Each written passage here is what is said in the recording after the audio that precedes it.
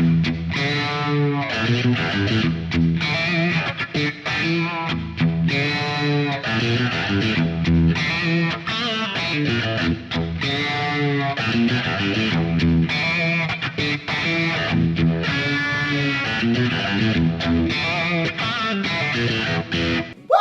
What's up, guys? Hope you're all doing fine out there on this fine fiddling Monday.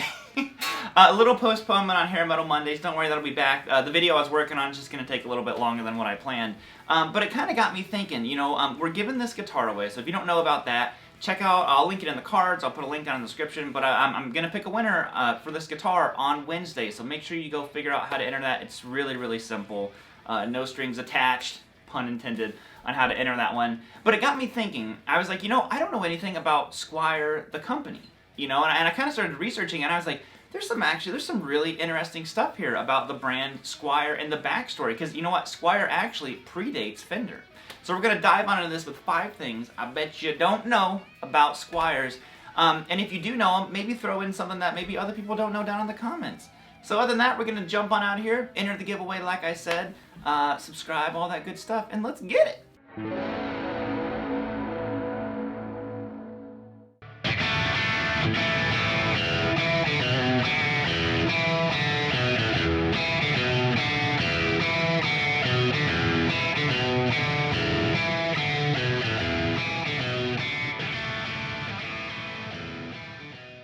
Up number 1 is what I just said a minute ago, is that Squier actually predates Fender, so it kind of reminded me of the whole Gibson Epiphone thing. I might do a video about Epiphones as well, because I feel like a lot of people maybe don't know the backstory, that Epiphone was a company long before Gibson, you know, purchased them.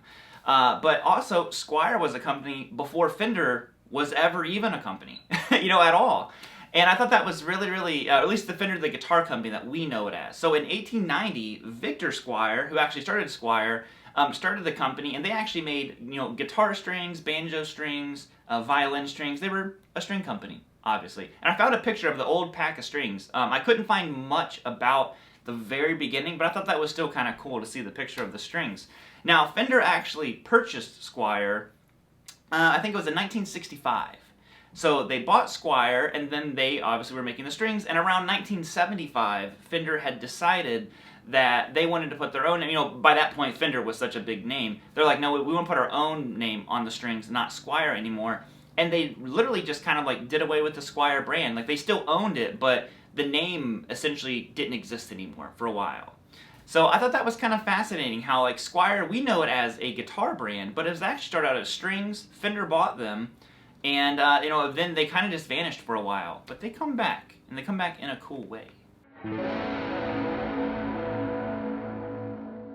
Now, like I said, obviously Squier is this huge, huge name that we all know nowadays as one of the most, it's kind of known as more of like an entry-level guitar, but what's kind of interesting is why Squier even existed. You know, why did Fender come up with Squier? Now, in the 70s, Fender was not looking too hot. They'd made a lot of changes that people did not like. They weren't grooving. One of the things that, you know, Fender brought in a whole new marketing team to try to, you know, basically get the company back where it was making money. Now, what had happened was there were a lot of overseas companies creating, I mean, you got the Grecos, you have all this kind of stuff, these other brands that were making these copies of the American ones. And to be honest, from a lot of the research I did, they were basically as good, if not better, than what the American Strats that were being made, and they were significantly cheaper. So the whole idea behind Squier was to have an overseas brand, and they were going to make them to directly, you know, compete and combat all these copies that were going on with all these overseas companies, as well as to have an entry-level guitar that was more affordable for people. So the point of it all was money, but Fender could obviously feel the pressure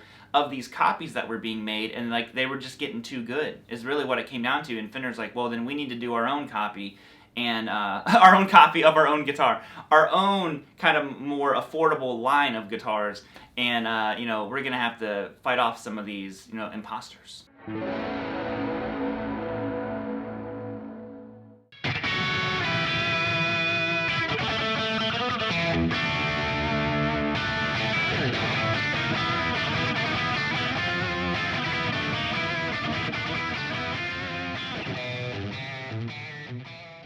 Now the first Squiers, they have a couple of different kind of like reiterations on these. The first ones were actually made in Japan, and a lot of you, that's actually a pretty well-known fact, so some of you might already know that. But what some people might not know is they later went to Korea and started making them. But what happened was when they first made the Squiers, you know, over in Japan, they're basically copies of like a 57 Strat, and you know, things like that. They're known as the JV series because of the JV that was in the serial number. And what happened was they got the first kind of like, not mock-ups, but like test examples of these guitars over in, you know, Fullerton. And the guys that said they opened it up and they called the team over and they're just like, oh man. You know, you can look up exact quotes, but basically it was like, we've got a problem. Because they made them so good that they said they were either at least as good as the USA ones at the time, if not better.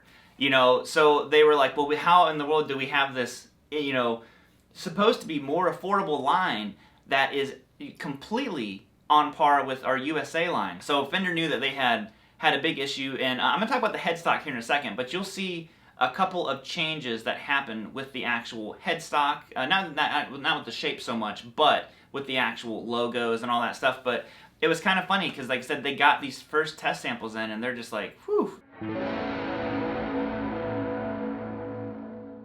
Alright, so let's talk about the logos here for a second, because if you have one of those early 80s JV Squiers, I mean, those are valuable guitars, and they're very, very good guitars. You know, Squier in general. Nowadays, I think they've really like raised the bar again with Squier to where these are very, very good. There was a little dip there for a while where Squiers were kind of like, eh. But I have to say, like, this one, super, super impressed with it. So what happened was the original logos on those 1980 Squiers was it had Fender in the big logo, and kind of at the end where it says, you know, the custom contour body, all that kind of stuff on the end of a Strat headstock, it actually said Squier.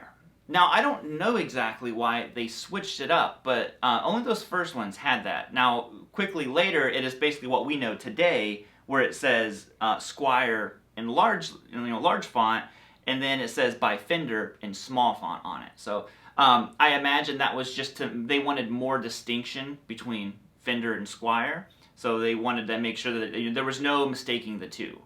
But I thought that was kind of cool that the initial idea was, you know, Squier was just real small on there. You can see from the pictures. It was not real, like, prevalent. Like, you probably wouldn't even really notice it if you just grabbed the guitar to pick it up to play it. You'd be like, oh, what does Squier mean? You know, on here. So I thought that was a little fascinating little tidbit that they quickly changed that. And then, of course, then later on they went to Korea to have guitars made. And then they started Fender Japan. There's all kinds of other really, really fascinating things that, honestly, Squier is what jump-started a lot of different markets and made it more this global brand for Fender. And the final thing that I thought I would throw in here, because this is something I always thought as a kid, and even like later in life, I was always like, are Squier guitars named after Billy Squier? You know, I always thought that because they're spelled the same way. And they're actually not. Believe it or not, no, they're named after Victor Squier, who started the Squier brand. Was Squier company name, I should say. In the 80s, obviously, Billy Squier was having his, you know, stardom raised and all that kind of stuff. He actually filed a lawsuit against Fender saying that they were using his name. Now, I couldn't really find any real nitty-gritty details about whatever came of it. All I found was some forum talk, and people were saying that that was all settled out of court. But that was funny that he did actually file a lawsuit, because all these years I remember like, oh, they're named after Billy Squier. But no, whole different thing. So if you were like me for many years and you thought that, you know, as a kid, there you go. It's not named after Billy Squier.